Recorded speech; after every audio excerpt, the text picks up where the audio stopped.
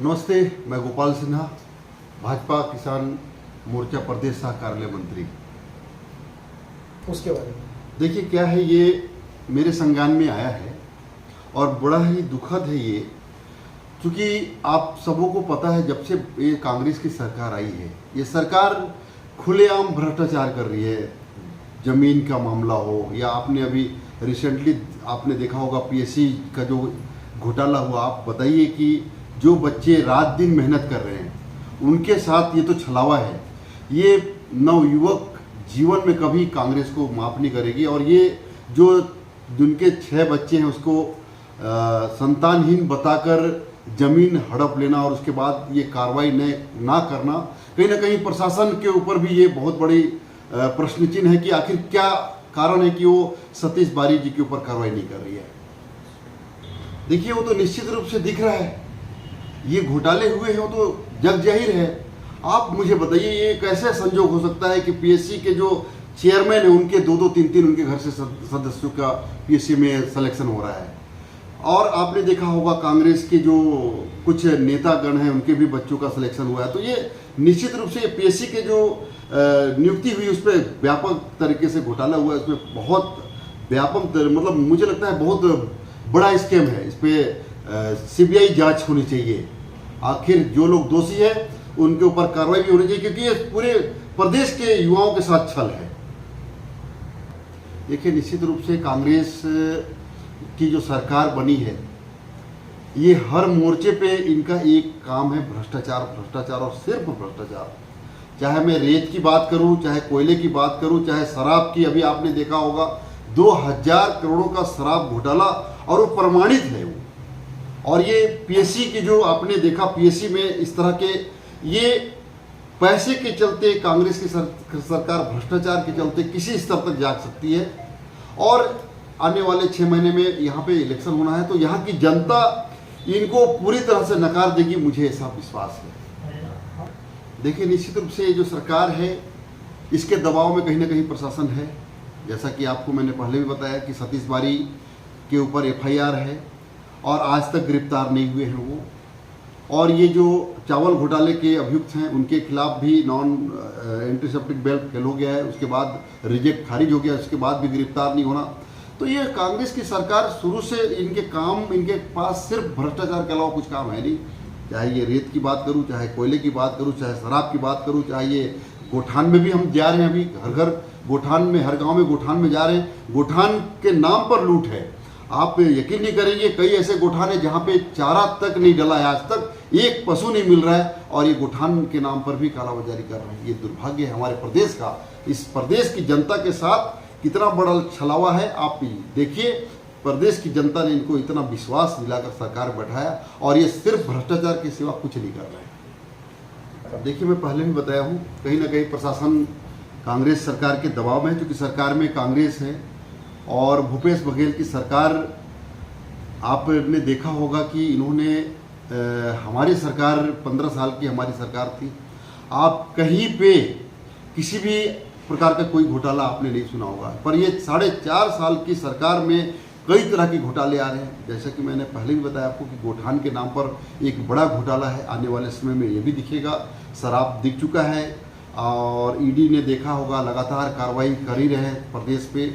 आज की स्थिति यह है, अच्छे ब्यूरोक्रेट्स कुछ अंदर हैं, कुछ फरारी में हैं और निश्चित रूप से इस तरह के लोगों इस तरह के कार्यों में जो लिप्त है उनके ऊपर कार्रवाई होनी चाहिए। क्योंकि ये राज्य की जनता, ये हमारे छत्तीसगढ़ राज्य की भोली भाली जनता सुशासन के लिए छत्तीसगढ़ में भारत कांग्रेस की सरकार को बैठाया था, कुशासन के लिए नहीं।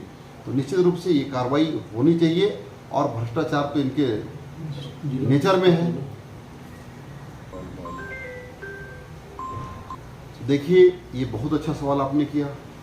मैं अभी 15 दिन पहले जिला अस्पताल गया था, वहाँ की छतें इतनी जर्जर हो गई है, छड़ दिख रहा है। आप भी जाएंगे और मेरा निवेदन है आप सभी मीडिया कर्मियों से, आप जाएं और कवरेज दें। जो उनके घर से हमारे स्थानीय विधायक जो माननीय टी.एस. सिंहदेव हैं, वो अभी वर्तमान में स्वास्थ्य मंत्री भी हैं, उनके घर से 4 कदम पे जिला अस्पताल है। और दुर्भाग्य से वो अस्पताल जो है उनके दादाजी के नाम पर है।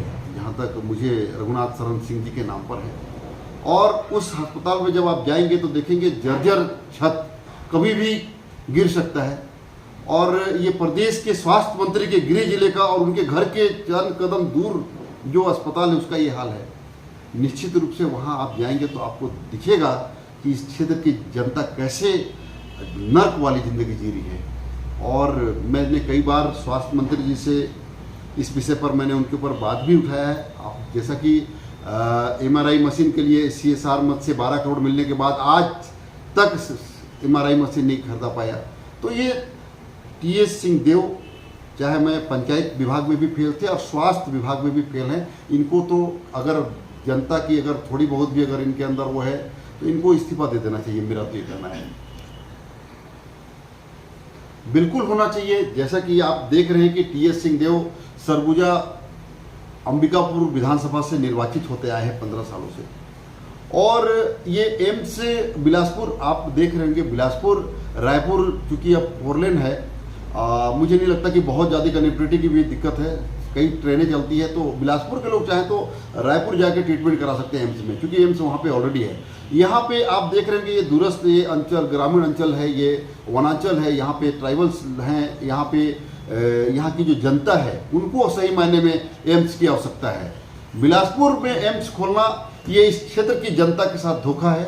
ये तो ये वाली बात हो गई कि यहाँ पे की जनता सिर्फ वोट बैंक के लिए TS सिंहदेव यूज कर रहे हैं। इनको अगर सही मायने में इनके जो कर्ज उतारना है, इनने जो विश्वास के साथ इनको 3 बार से निर्वाचित करा है, ये इन्होंने वोट अपने अमूल्य वोट देकर इनको जो इन्होंने विजय बनाया है, तो ये बिलासपुर में एम्स खोलने की बात ना करके ये ना सिर्फ अपना किरकिरी करार वाली इस क्षेत्र की जनता, ये जिन लोगों ने यहाँ की जनता ने जिस विश्वास से इनको जिताया, इनके साथ भी एक छलावा है।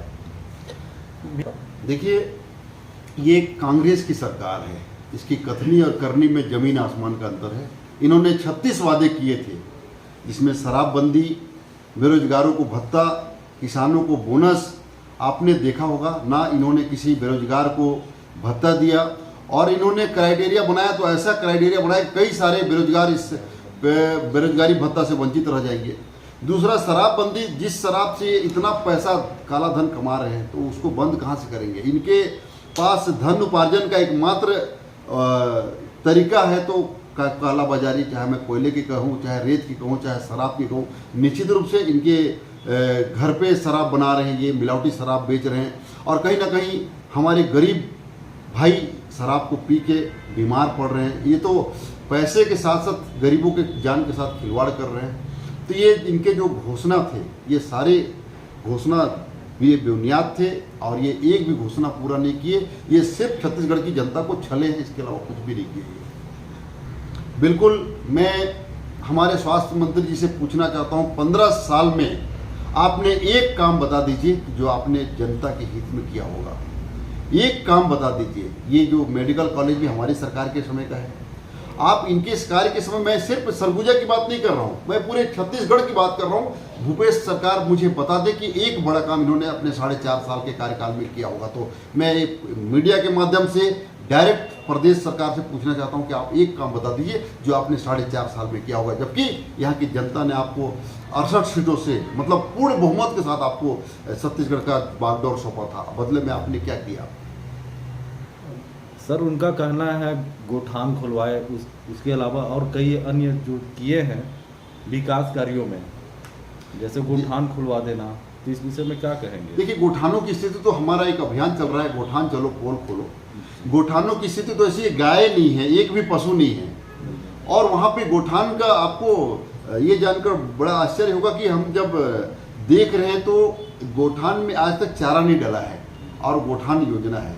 ये कैसा योजना? नरवा और 3-4 योजनाएं हैं जो जी किस तरह देख रहे हैं मुख्यमंत्री जी का? नहीं, कहीं पे ये कागजी है, कहीं पे भी इसका आप आए दिन आप समाचार पत्रों में देखते होंगे कि आज यहाँ पे इस गाड़ी से दबकर इतने पशुओं की मौत हो गई। अगर गोठान खुला होता तो ये सब सुनने देखने को नहीं मिलता, पहली बात। दूसरी बात, ये जो आपने बोला विकास कार्य, मैं पूछना चाहता हूँ कांग्रेस की सरकार से कि कहाँ पे विकास है, दिखा दें मुझे। इन 4 सालों में सिवाय भ्रष्टाचार के इन्होंने कुछ भी नहीं किया। क्या लगता है आने वाला चुनाव में इसका परिणाम मिलेगा उनको? देखिए आने वाले 6 महीने के बाद हमारे यहाँ विधानसभा का चुनाव है और निश्चित रूप से जनता इस बार इनको नकारेगी और भारतीय जनता पार्टी की सरकार बन रही है। आखिरी सवाल सर, आने वाले दिन में आप भाजपा के उम्मीदवार होंगे अंबिकापुर से? ऐसा नहीं है, पार्टी तय करेगी, मैं इस पर कुछ नहीं बोलना चाहता। देखिए पार्टी का जो निर्देश होगा, हम लोग चूँकि अनुशासित पार्टी से हैं, भारतीय जनता पार्टी जिसको टिकट देगी हम उसके लिए काम करेंगे।